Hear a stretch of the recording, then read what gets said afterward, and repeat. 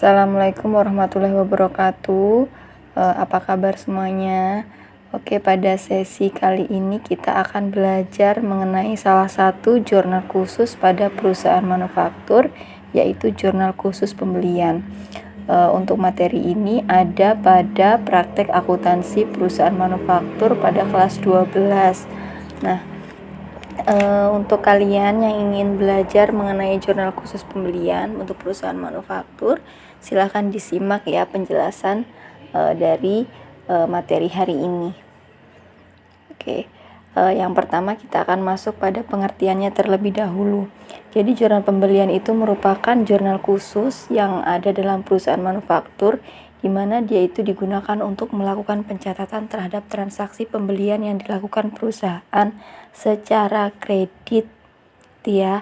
Karena di sini untuk perusahaan manufaktur itu kan salah satu aktivitas yang sering dilakukan adalah pembelian, baik pembelian bahan baku maupun pembelian bahan penolong dan lainnya. Nah, untuk transaksi yang masuk pada jurnal pembelian itu adalah transaksi yang dilakukan perusahaan secara kredit. Seperti itu. Lalu untuk fungsinya, fungsi dari jurnal pembelian itu sendiri adalah untuk mencatat transaksi yang berkaitan dengan transaksi pembelian bahan maupun bahan lainnya secara kredit, yang nanti dia akan dibuktikan dengan adanya faktur. Jadi biasanya untuk perusahaan manufaktur untuk melakukan pencatatan dia pasti membutuhkan bukti transaksi. Nah, biasanya untuk pembelian secara kredit ini dia akan membutuhkan bukti transaksi berupa faktur seperti itu.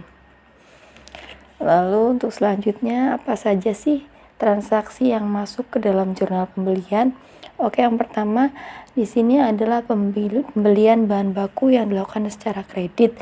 Nah, untuk perusahaan manufaktur sendiri itu kan kegiatan operasional perusahaannya adalah mengolah barang bahan mentah menjadi produk setengah jadi atau produk jadi, yang tentunya di sini dia memerlukan adanya bahan baku sebagai bahan utama untuk membuat produknya. Nah, di sini dalam melakukan pembelian bahan baku, perusahaan bisa memilih untuk melakukan pembelian secara tunai maupun secara kredit. Nah, untuk kedua jenis pembelian ini perlakuannya berbeda ya.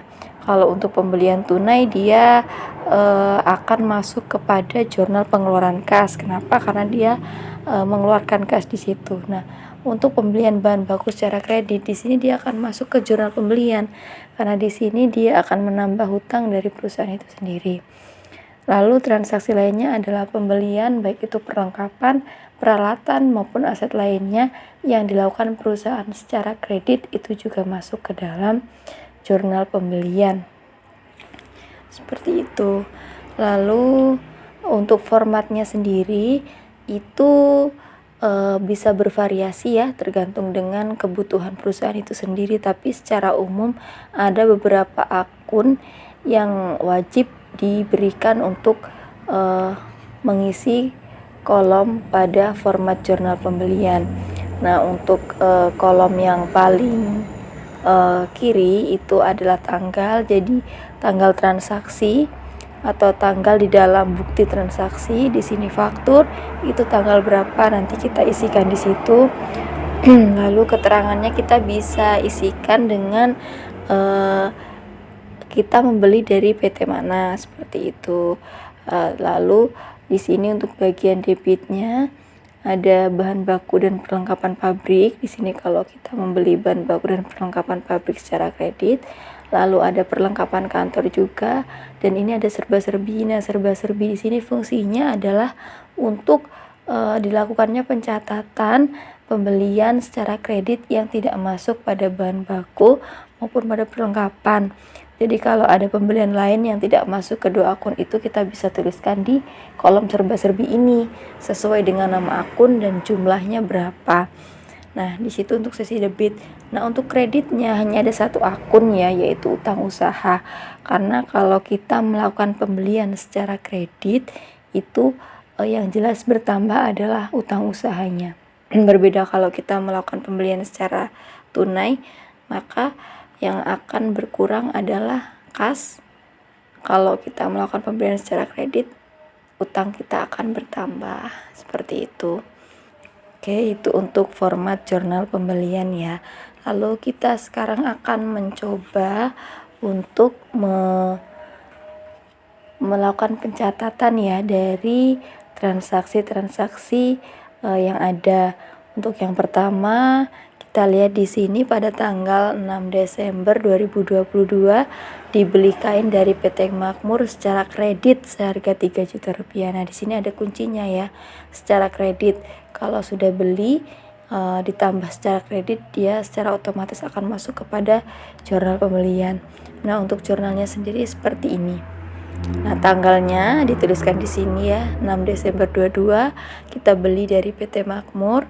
Nah, karena ini adalah perusahaan baju, maka kain itu merupakan bahan baku. Jadi kita masukkan nominalnya di kolom bahan baku di sini. Di bagian debitnya 3 juta rupiah.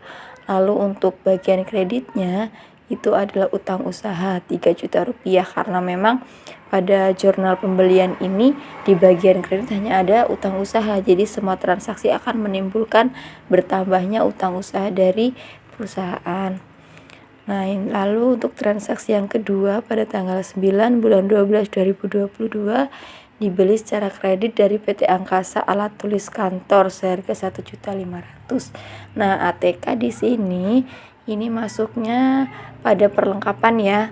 Dia tidak masuk di bahan baku maupun perlengkapan pabriknya, tapi masuk ke perlengkapan kantor karena dia menyangkut alat tulis ya.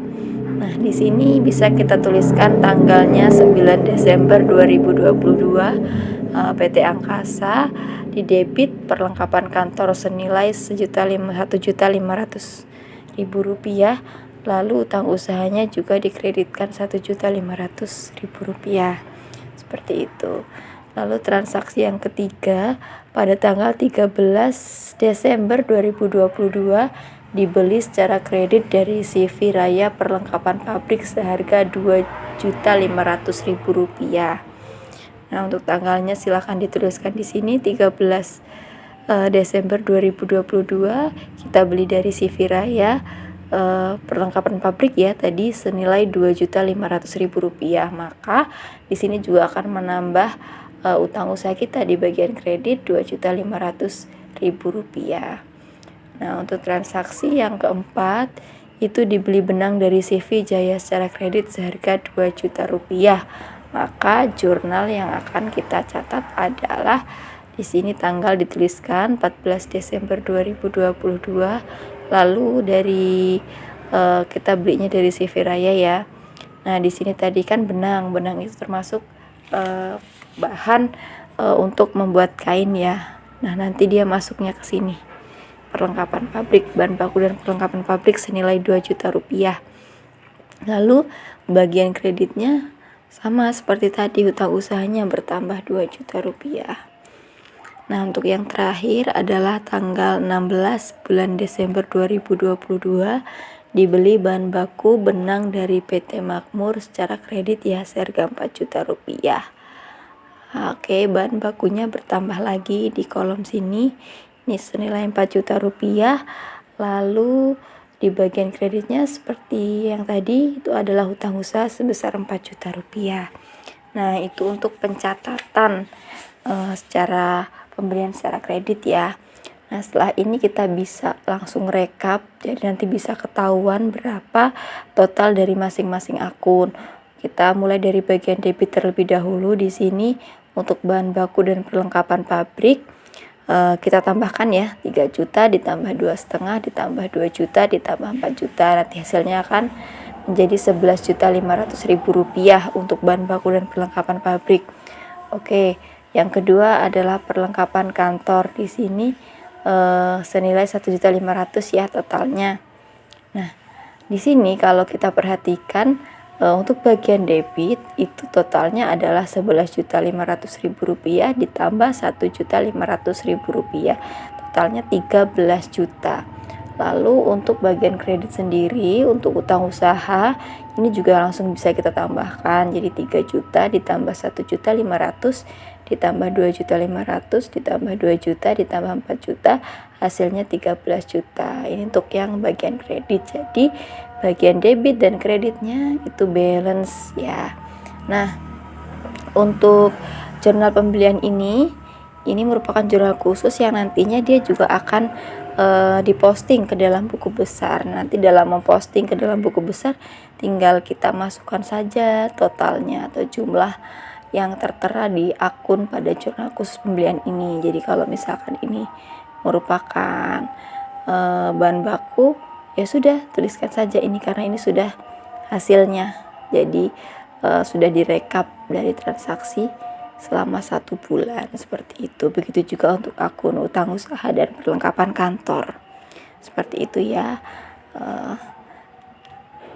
Sekian ya untuk materi hari ini mengenai jurnal khusus pembelian pada perusahaan manufaktur. Kita sudah belajar mengenai apa itu jurnal khusus pembelian, lalu fungsinya untuk apa saja transaksi yang masuk ke dalam jurnal pembelian, lalu bagaimana format untuk pencatatannya, kolom-kolomnya seperti apa, dan kita juga sudah melakukan pencatatannya. Semoga materi yang kita bahas hari ini bisa dipahami dengan baik dan bisa membantu kalian dalam memahami jurnal khususnya pada jurnal khusus pembelian perusahaan manufaktur. Terima kasih.